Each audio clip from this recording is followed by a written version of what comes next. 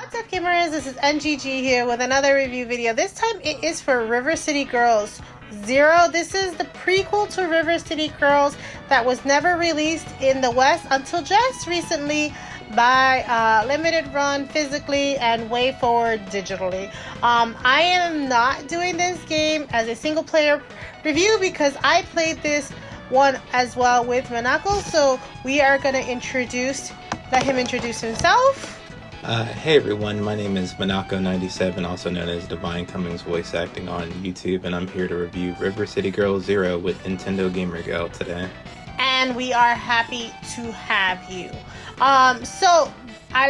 We're gonna talk about three things as always. We're gonna talk about the game, story itself, the gameplay, and then we are gonna give you a review. I just want you to keep in mind that this game took us 5 hours to beat with using like save states, if that makes any difference to you guys. Let's get into the game. So you take it away. Okay, so the story takes place about a girl going across a crosswalk, or a street rather, and there's these two guys that are on a motorcycle that end up hitting her, rather her family member or her guardian, and then they turn around and smile, and then that so happens to take a picture of them, and these people look identical to Ricky and Kunio, who then get locked up, thrown away in prison, and essentially get framed for a hit and run that they did not commit.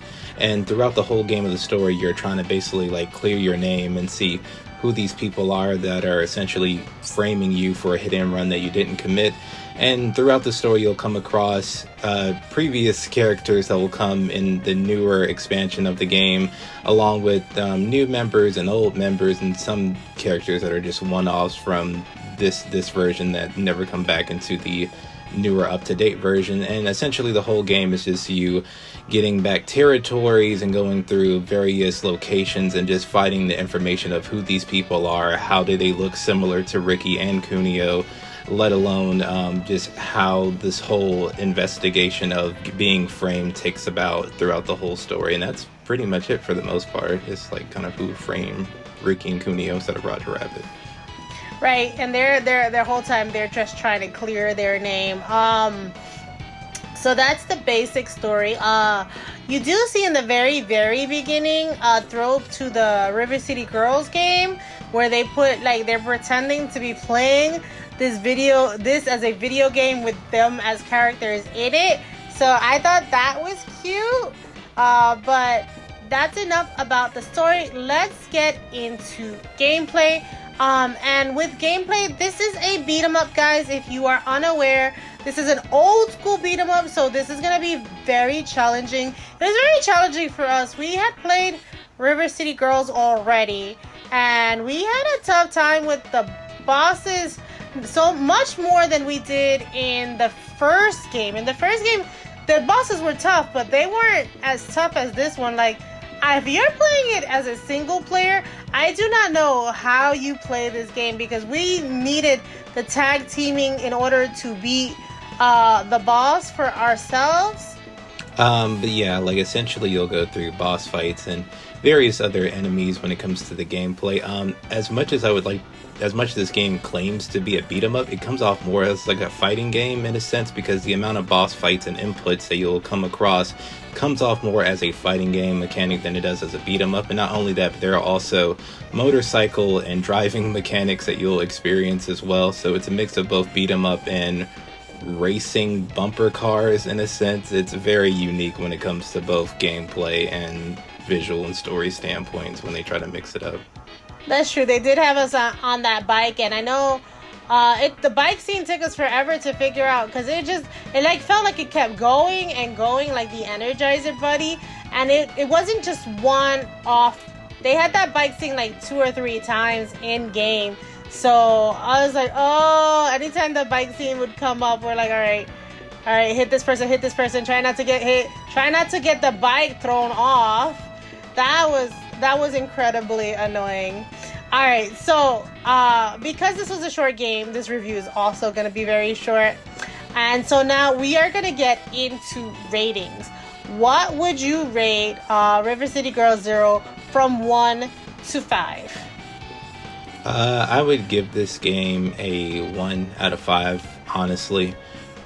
This game did something that I don't like at all, and a lot of games do this, and that is, we originally played this game on easy mode, and if you get to a certain aspect where you find the people that try to frame you, they are like, oh, play this game on normal and come back to us. And what normal does, when they give you the password, it just takes you back to where you recruit. It's like the 2 girls, essentially. And it takes you back to when it's a full party, but you're still like at the beginning of the game. So I don't like that it reset. It takes you back just to play it on a different difficulty. That's frustrating and annoying.